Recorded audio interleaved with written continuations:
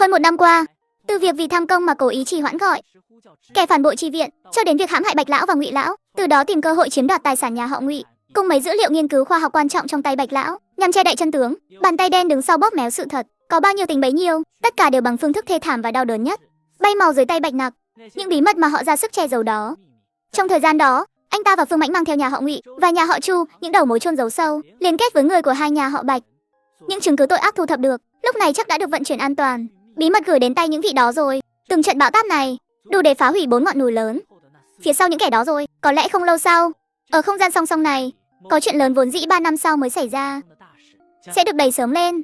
Đó mới chính là tội mưu phản thực sự. Loại tội danh này, từ xưa đến nay, bất luận đặt vào thời kỳ nào, cũng không thể được người bề trên bỏ qua dễ dàng. Cho dù là cha ruột, cũng không thể nào dung thứ cho bọn họ. Mối thù của mẹ sắp được thanh toán triệt để rồi. Thống ca, tất cả những kẻ còn thở trong căn cứ này không để lại một ai.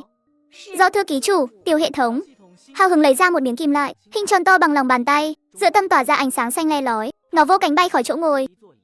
Trước khi dàn miếng kim loại lên trần xe, quay đầu nhìn Bạch Nặc bảo: chuẩn bị nhé, chúng ta chuẩn bị tăng tốc đây. Đi nào. Tiểu Hệ thống reo lên một tiếng, bàn tay nhỏ vỗ mạnh vào vật kim loại hình tròn đó. Chiếc xe vốn đang chạy 90 km/h bỗng lao vọt đi, cả chiếc xe biến thành một luồng hắc quang, lao về phía tây bắc với tốc độ mắt thường khó mà bắt kịp. Nặc bảo à, đợi tôi và Phương Mãnh ra đi thanh thản ở thế giới này, sẽ cùng quay về với cậu. Ba chúng ta liên thủ dọn dẹp hệ thống chính, đẩy cậu lên nắm quyền, làm chủ mọi thứ. Được, đợi tôi xử lý hệ thống chính, nhân công đoạt quyền, lên ngôi rồi sẽ dùng tài nguyên của hệ thống chính để nuôi cậu và anh Mãnh. Ba chúng ta sẽ mãi mãi bên nhau. Nếu như có ngày cậu ở vị diện chính thấy chán rồi, chúng ta lại tìm một thế giới nhỏ tiếp tục tiêu dao tự tại. Được. 2 tiếng sau, tiếng nổ đinh tai nhức óc xé toạc sự tĩnh lặng buổi sớm của thành phố Nagasaki. Lửa cháy ngút trời, khói đen cuồn cuộn, đất trời rung chuyển dữ dội, nhà cửa lung lay sắp sập, tiếng la hét kinh hoàng vang lên khắp nơi. Nơi xảy ra vụ nổ là nhiều căn cứ quân sự trong thành phố, thậm chí cả mấy căn cứ quân đội của quân y đến mở cũng không thoát khỏi.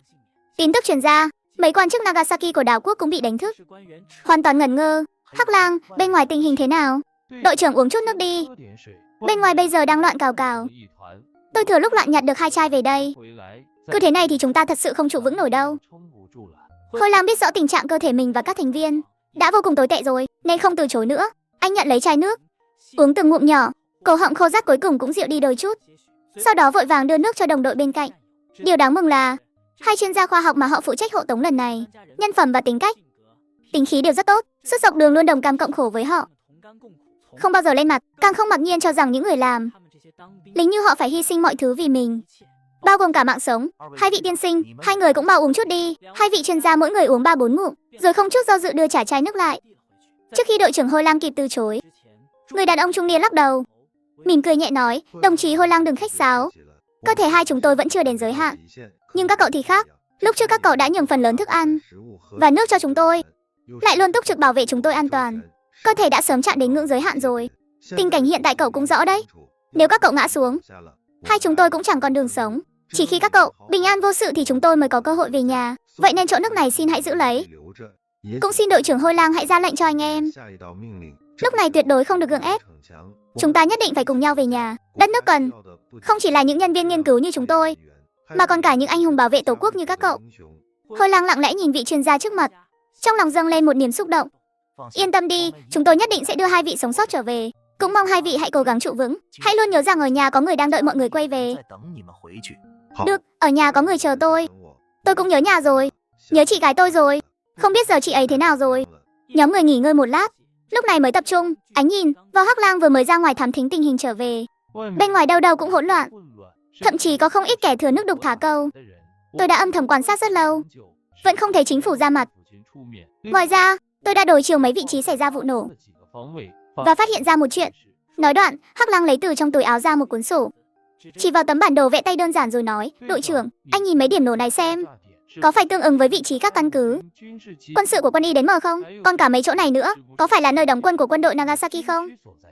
Hôi Lang giật mình, vội vàng cúi xuống nhìn, đối chiếu với bản đồ Nagasaki trong ký ức. Càng nhìn càng thấy kinh hãi, thậm chí còn có một suy đoán mập mờ. Suy đoán này càng khiến trong lòng anh dâng lên một niềm vui khó tả. Các đồng chí, đồng đội của chúng ta đến đón chúng ta về nhà rồi. Một tiếng chim hót lành lót vang qua con phố ồn ào, truyền vào tai Bạch Nặc. Cô bé đang trốn ở trên cao, từ từ thò cái đầu nhỏ ra, nhìn xuống con phố hỗn loạn bên dưới. Cô vung tay hướng lên bầu trời. Một luồng sáng xanh le lói lao vút lên không trung như tín hiệu. Cùng lúc đó, tại một góc phố tối tăm cách đó mười mấy cây số, Phương Mãnh ngẩng đầu nhìn lên, bầu trời mỉm cười nhẹ, quay đầu nói khẽ với mấy người đồng đội vừa mới hội quân rằng hướng 1 giờ. Đi thôi, đón người nào.